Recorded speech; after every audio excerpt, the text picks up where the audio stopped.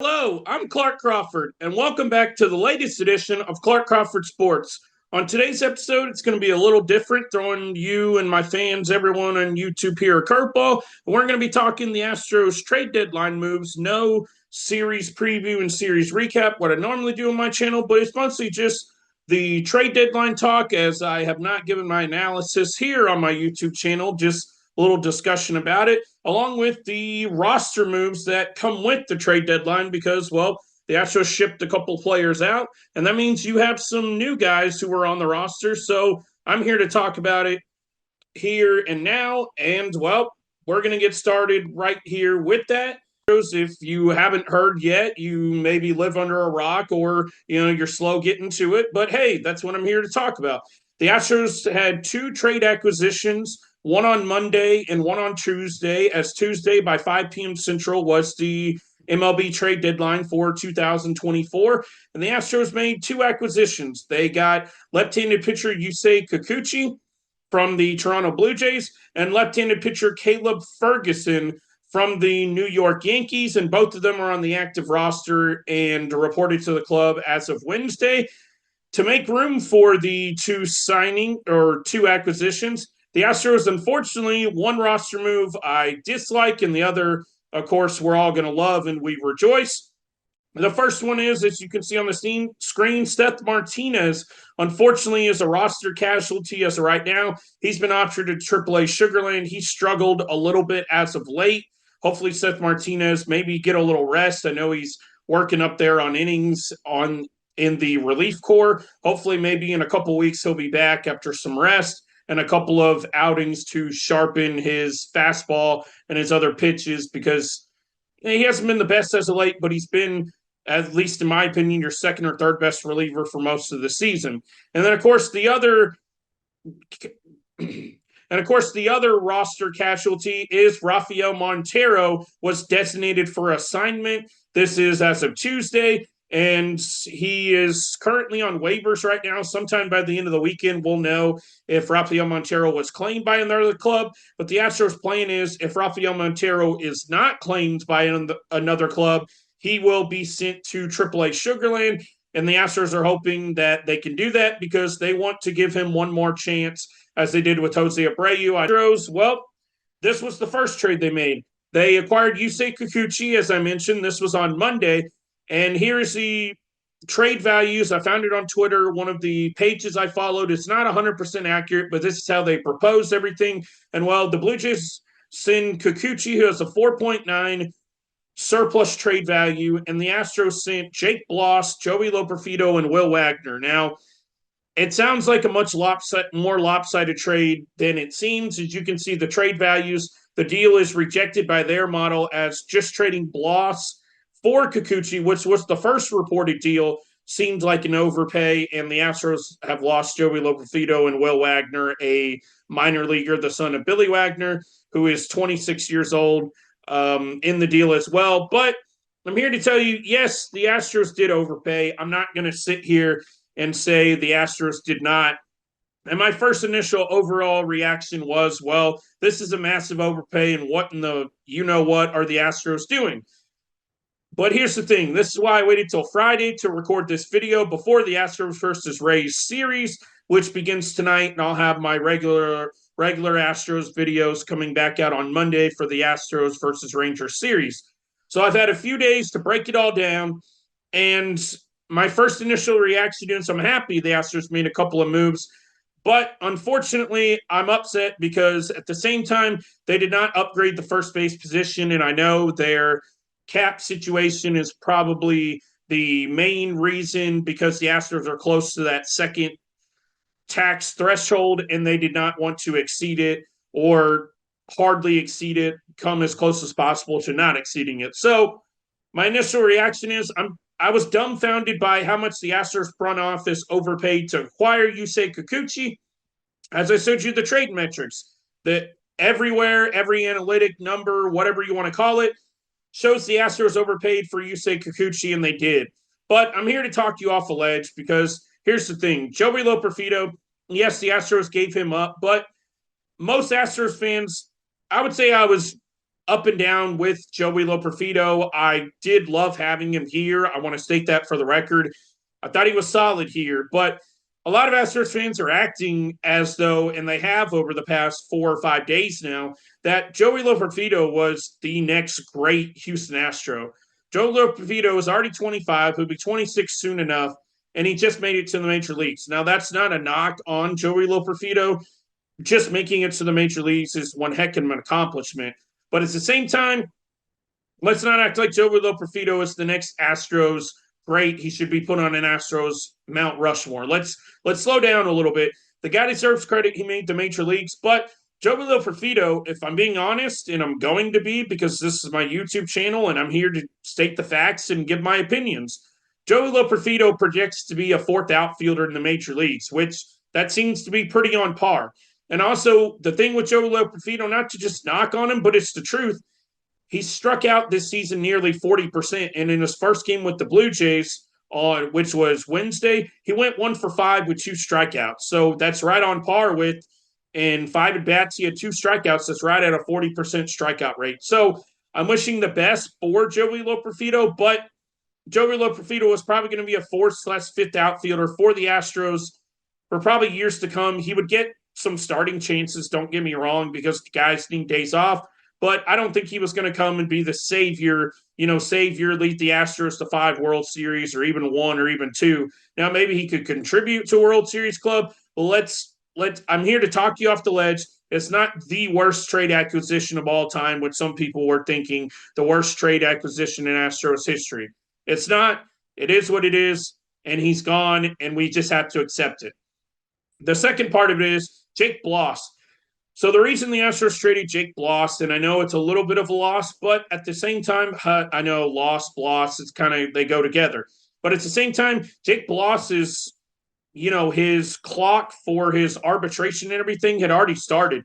The Astros, in a perfect world, and obviously things don't go perfectly all the time, but Jake Bloss has already started his clock and option years and everything. And in a perfect world, Jake Bloss would have not even sniffed the major leagues this year, maybe making it up to AAA by September, maybe to make 2 or 3 starts. But the Astros were in desperate need for a pitcher, and so Bloss's value goes down a little bit in that aspect as he's been optioned to the AAA team for the Toronto Blue Jays. So I don't even expect Bloss to pitch the rest of the year in the major leagues unless some injuries happen to the Toronto Blue Jays pitching staff. So Jake Bloss, he hadn't shown great numbers, but at the same time, we already knew he wasn't quite ready for the major leagues.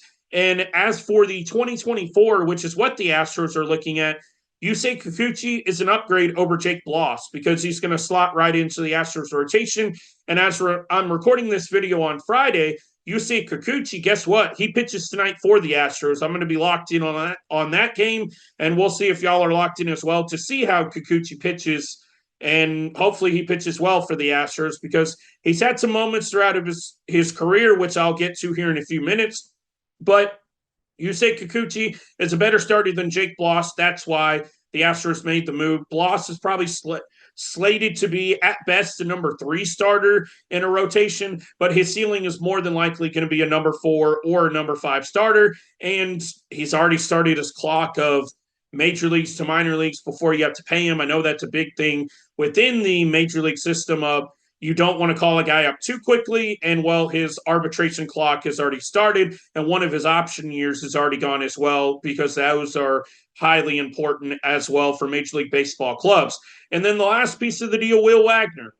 Now, Will Wagner, he's a solid prospect, but to be honest, he's already been passed over in the Astros system. He was drafted years and years ago by the Astros. He is the son of Billy Wagner, but at the same time, Will Wagner, he's having a great year at AAA Sugarland, or he was. He is in the minor leagues for the Blue Jays. But at the same time, let's not act like Will Wagner is a stud prospect because he's already 26 years old, and he's still trying to figure out where he's going to play. And at the positions the Astros would play him at, he can play a little bit of first base, but the Astros obviously didn't see his value as much at first base, or he might have already been called up. His best position might be second base, but the Astros have that locked up for the rest of this season and 5 more seasons with obviously the greatest Astro of all time. He will become that, Jose Altuve. And then his other position he mostly plays is third base. Well, if you follow the Astros minor league system as I do, the Astros just called up a prospect by the name of, well, called him up to AAA, a prospect by the name of Zach DeZenzo, and he's projected to be the Astros as of right now starting third baseman next year. There was a question and some articles out there of would it be Will Wagner or Zach DeZenzo, but now that they traded Will Wagner, probably the odds-on favorite right now is going to be Zach DeZenzo. So that tells you what they thought of Will Wagner. Maybe he could help you out and maybe be the last guy or the third out of fourth guy on a bench someday. But if that tells you all you need to know, not to say the Astros gave up and just kicked him to the curb and treated him like trash, but at the same time, that's all you need to know. The Astros did not think highly of Will Wagner, or he might have already made it up to the major leagues. So that's breaking down the trade. I want to say it one more time. Yes, the Astros did overpay, but at the same time, I don't believe they gave up any of their top prospects. None of these guys projected to be really their top 5 prospects. I know some of the newer prospect rankings had Jake Bloss slotted in their top 5, but I don't think Jake Bloss was even one of their top 5 prospects. Their top 3 prospects are projected in really any order you want. Jacob Melton, he's an outfielder. Luis Baez, who is in high A, who I think is projected to get called up to Double-A sometime soon, and Bryce Matthews, your first-round pick, who's a shortstop, and he's been playing a lot of third base since he got promoted to Double-A a little over a month ago. So those are your top 3 prospects. So I think the Astros did a good job of not trading any of those prospects in their 2 trades they made at the deadline. Talk about the Astros side of things and Yusei Kikuchi.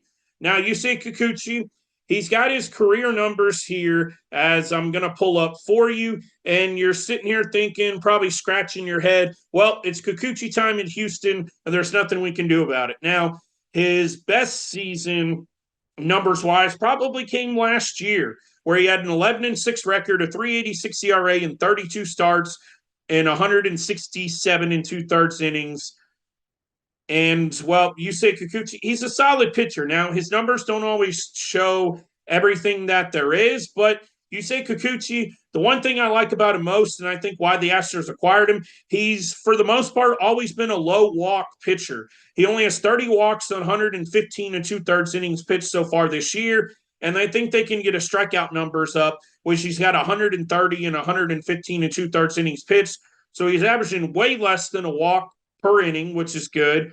Not even half a walk per inning.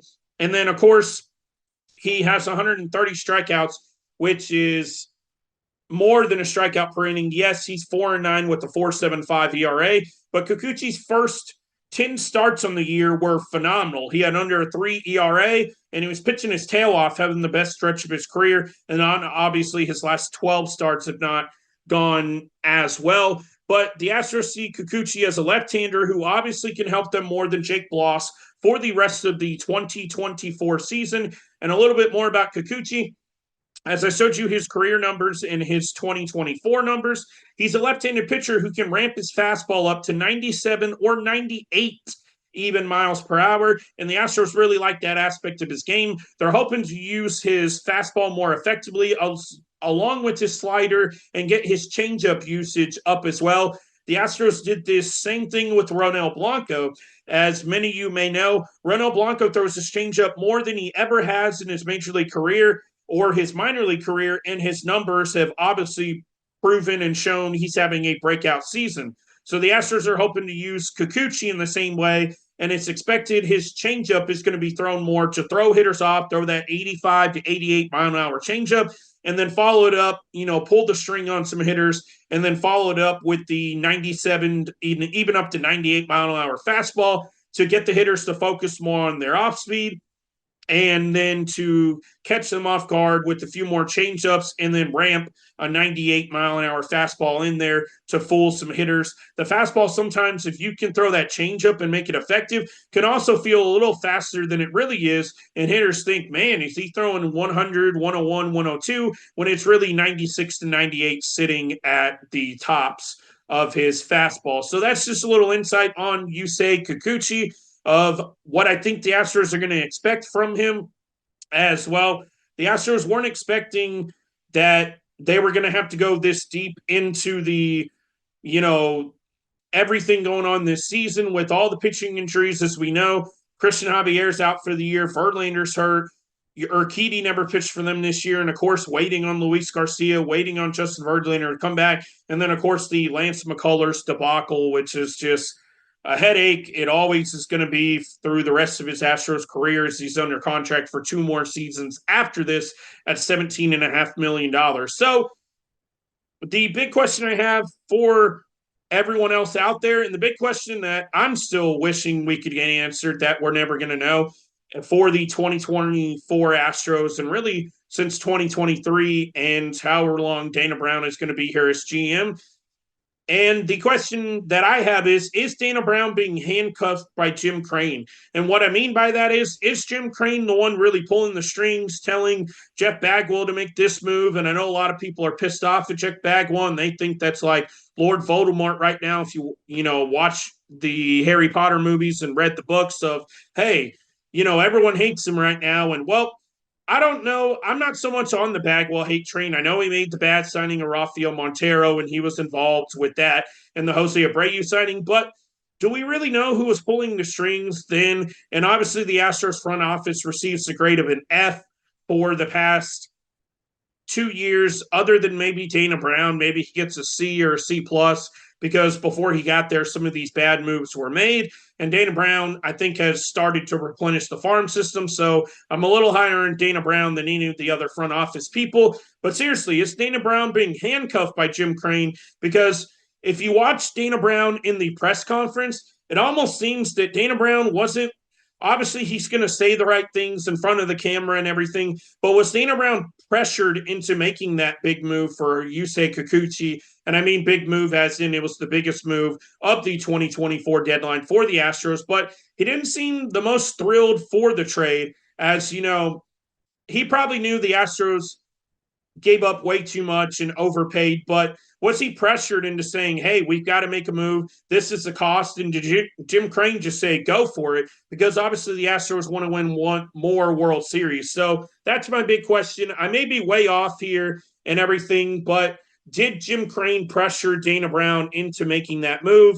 I don't know if we'll ever know. Astros acquire Caleb Ferguson from the Yankees. He's a left-handed relief pitcher, and they sent international pool money and a high A right-hander, Kelly Austin, to the Yankees. This is more of the cheap, low-cost move the Astros were looking for. Obviously, they overpaid for Kikuchi, but Caleb Ferguson looks like a perfect Astros kind of move, and we're going to discuss it right now. Now, Caleb Ferguson has pitched in 6 different Major League seasons. His most appearances was last year for the Dodgers, pitching 68 times, where he had probably his third best season, as in 2022 and 2020. He had 2 really good years for the Dodgers, pitching in 21 and 37 games, a 2.89 ERA in 2020. And then in 2021, he had a 1.82 ERA for the Dodgers. So Caleb Ferguson has shown he can pitch at the major league level. Obviously, a 5.13 ERA in 42 games is not the most ideal so far this season, but if you dive deeper into his numbers and look at all of his game logs, as I'm not going to go that deep into it in this video, he kind of projects, and I saw the comparison on Twitter or X, whatever you want to call it. He projects to kind of be the Ryan Presley of the Astros bullpen so far this year.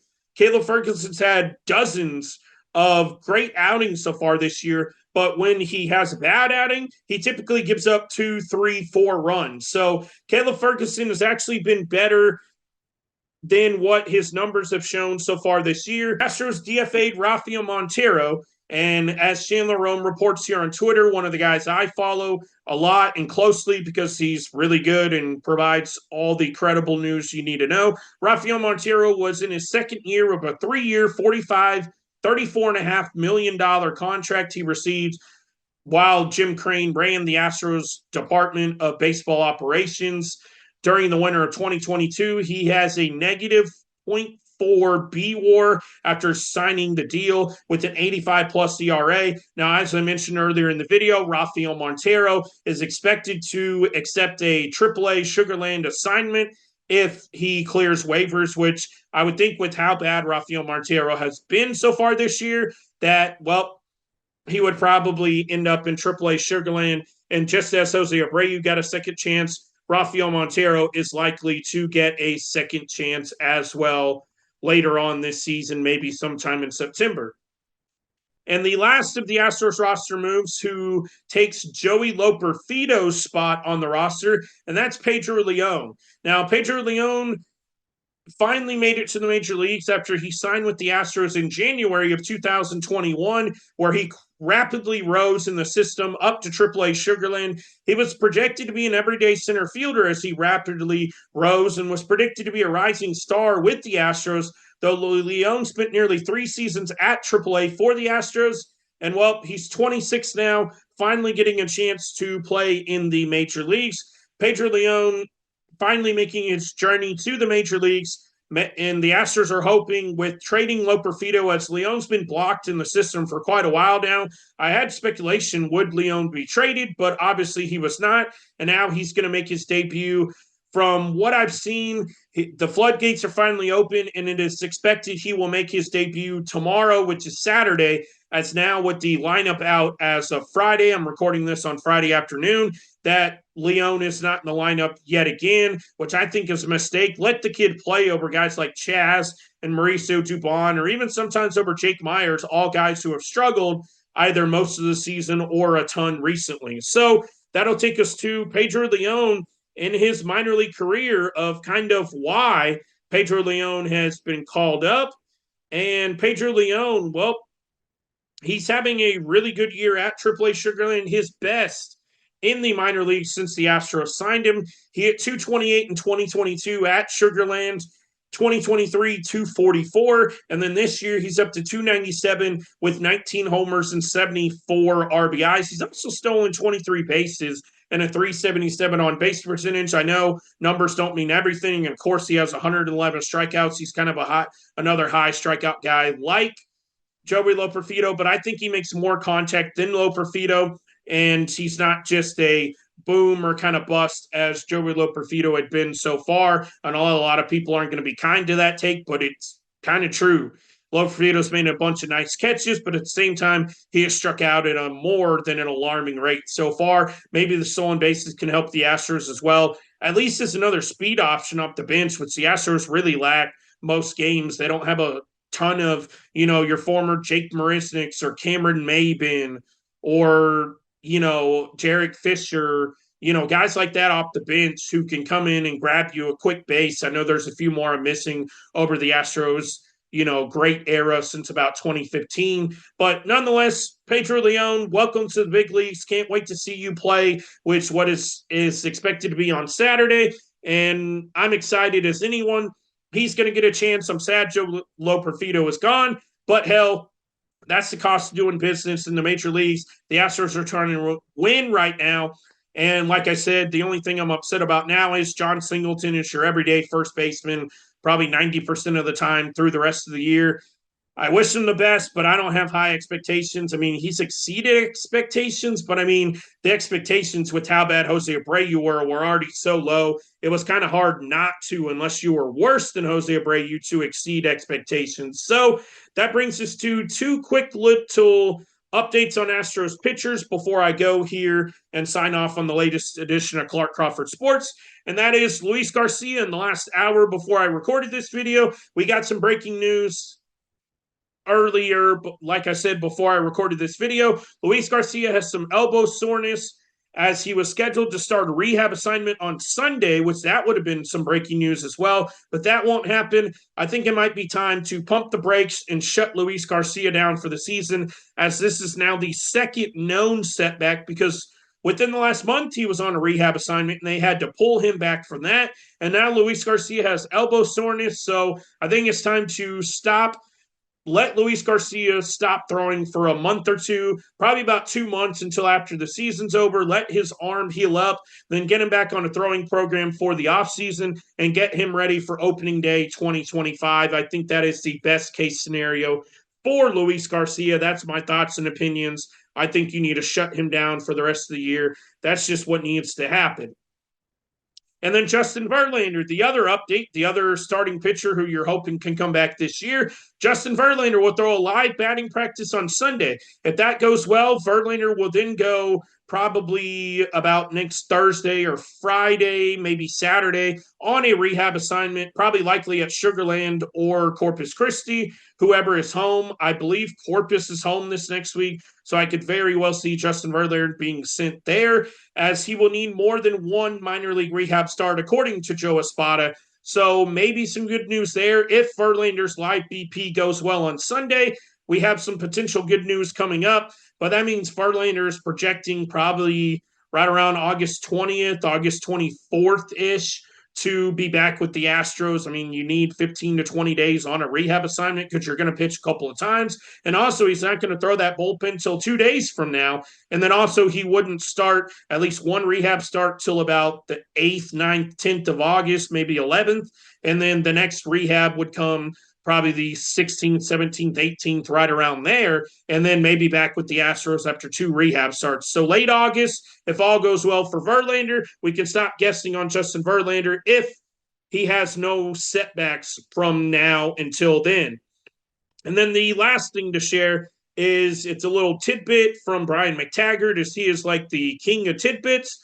As the Astros currently stand after their game on Wednesday, the Astros need to go 34-20 the rest of the way. That means they have 54 games left to match their win total, which was 90 for last year. And I'm thinking because Brian McTaggart posted this, 90 wins is probably going to win you the AL West yet again, like you did last year. You squeaked in there on the final days of the year. So just a little tidbit for those of you wondering where the Astros are really at. They're tied and ahead of the Mariners for first place for percentage points in the AL West. Because of those percentage points, the Astros played 2 less games than the Seattle Mariners. Whenever they play those 2 games on the schedule, they've got to take care of business those 2 days. And then, of course, they have 3 more games against the Seattle Mariners later this season. So that's just an update of where the Astros are. They're 4 games above 500 as we set ready to play here on Friday night for the Astros, as I'm a big fan. I hope as many of you watching are as well. So that's going to wrap up the latest edition of Clark Crawford Sports here on YouTube.